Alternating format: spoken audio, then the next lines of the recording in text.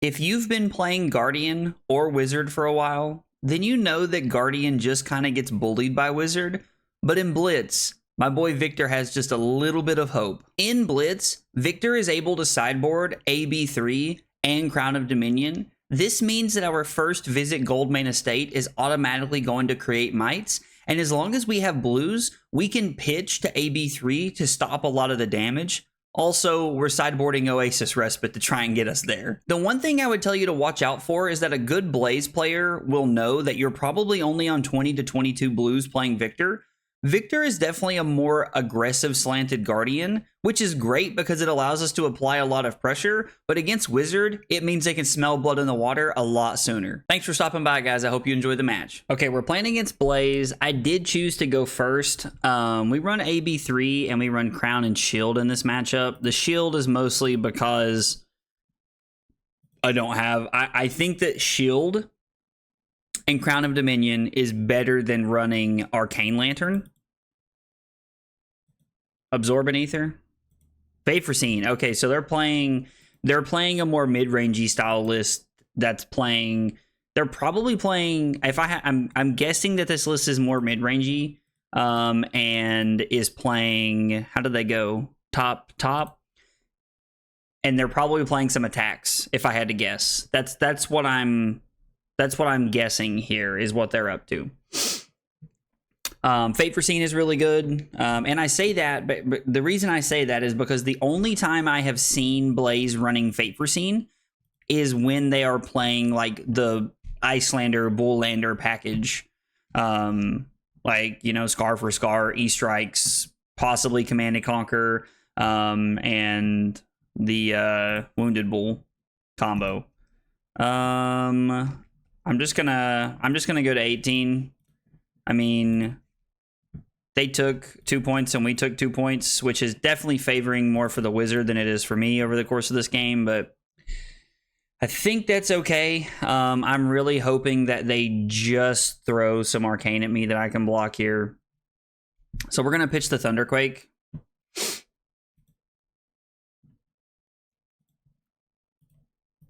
We're going to take one. I'm pitching the Thunderquake because it's the card I want to see first here when I'm pitching. So that's kind of my rationale there. They go one card to the top of the deck. We are going to go 8, having 2 resources floating. One can be for Oasis Respite, and one can be for AB, or they could just both be AB depending on what they decide to do with their turn here. They could say no blocks. They went top. Jesus, they haven't put a single card in the bottom. My opponent's putting in a lot of work here. I'm going to need Oasis Respite to put in some work here if we're going to have a chance to win this game, to be honest.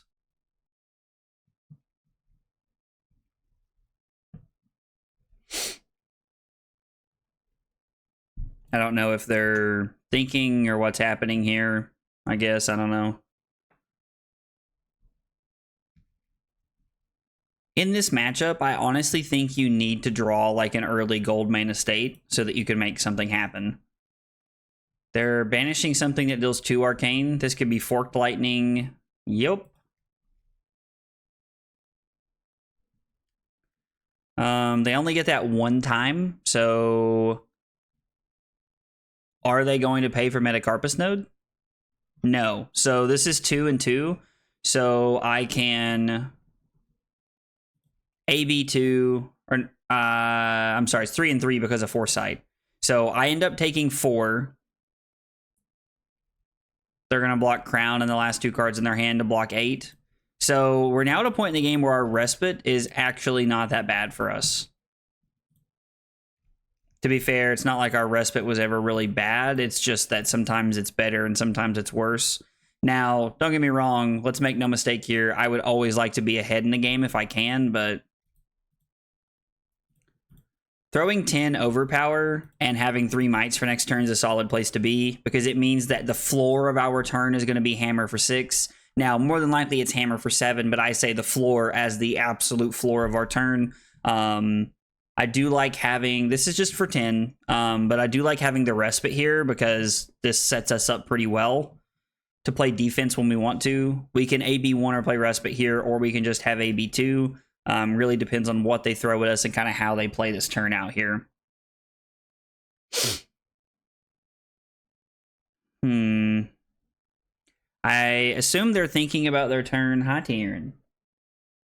Taryn's hanging out with me today. She's down here at my feet. She's running around headbutting me. All right, so this is going to be for 4 it's going to be for 4 now. If they throw this at us now, this is the best case scenario for us, because it means we get to push this. We're going to see if they pay for node. I highly doubt they will. And then now I'm going to play my Respite, which is going to prevent all 4 damage here, and it's actually going to let us go back up to 14. And now if they decide they want to Waning Moon us here and then block with a card, they're going to end up probably taking 7, falling down to 8, and then I'm going to take 2 and fall down to 12. So kind of depends on what their hand looks like, but this could be a turn cycle that's very beneficial for us. I kind of hate to give up the Oasis Respite, if I'm being honest, this early in the game, but Blitz is a pretty fast game, and I was like, they're looking to kill you as fast as possible here. So we take 5, go down to 9, and now they're going to go to 5. Okay. If we rip another Golden Sun here, we could force them to make a decision. Hopefully that lets us win the game. There's a lot of good cards we can draw right here to really pressure our opponent, but drawing the Respite's actually bonkers. We're going to play the Goldmane Estate, make 3 more mites. I mean, again, the floor of our turn is hammer for 7.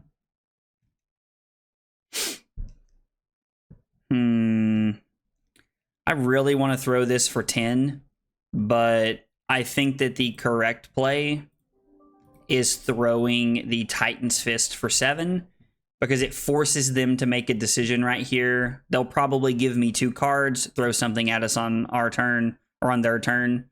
They have a D-React here, I assume. I assume this is Fate Foreseen. That or they're getting ready to request to undo, because they can't Striders us anymore. I mean, I understand why they made the play they made last turn, but this also could be Absorbent Ether. A lot of people's lists are playing Absorbent Ether.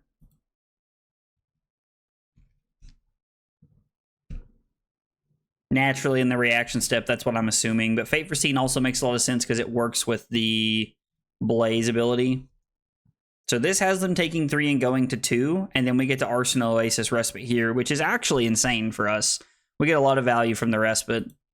They're going to banish something that deals 4. A red Emeritus Scolding. Are you going to pay for Metacarpus Node? They do not pay for Metacarpus Node. So I'm going to Oasis Respite this. We get to AB3 this, and then we get to AB1 this, and take 1, fall down to 8, and then our opponent's at 2. As long as we don't draw like an all-red hand here, I think we're okay.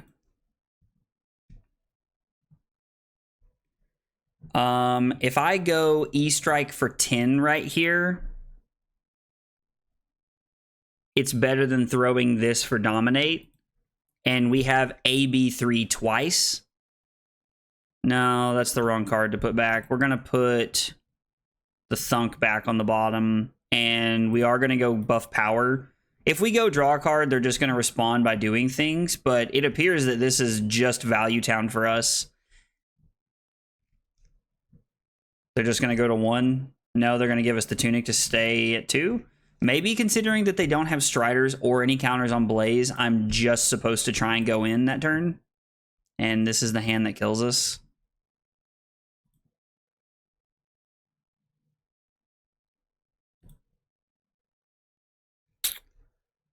Oh my god, that's so frustrating. They go top again. They have gone top every turn. We have to throw hammer here. We can't pass, and we're just dead. Yeah, that's a little frustrating. Played this game in a very good way. We drew pretty well early, and then we're just going to die because we drew 1 hand of all reds. And this is why Wizards are a problem in the Blitz format. They don't even have to see what they hit off the top. We're just dead here to the Sonic Boom. That is an unfortunate way to lose this game, but that's how it goes sometimes. This game started in a very positive way for me, as I was able to lead on Zealous Belting into Titan's Fist and Arsenaling and Oasis Respite. Now, on the following turn, I had a Rouse the Ancients set up in my hand to really apply a lot of pressure, but my opponent presented me with an Ether Spindle, and I think just taking 4 and letting our opponent opt 4 to add counters and set up their next hand is a death sentence against Blaze. So pitching the blue to AB3 and holding on to the Respite for a more rainy day was definitely the correct play here. Turn 3 also went about as positive for us as it could. We were able to use our Oasis Respite, put 3 Mites into play, and still throw 10 at our opponent, putting them down to 5 and blocking a lot of their big turn. The other thing worth mentioning is that we did get Stormstriders off the table, so being able to push a lot of damage and clear the Stormstriders was a massive W for us on turn 3. On turn 5, I threw E-Strike for 10, keeping 2 cards in hand for AB, and this was absolutely a mistake. I should have pitched the Thunk to play Rouse the Ancients, revealing 13 from hand, and then having 4 resources left in my hand to be able to AB with.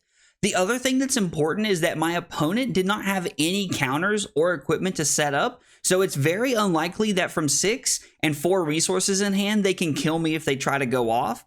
This also puts me in a positive position because I'm able to throw 10 go again, and then I can throw E-Strike for 7 after that to follow it up, which is going to be the nail in the coffin if they decide to block.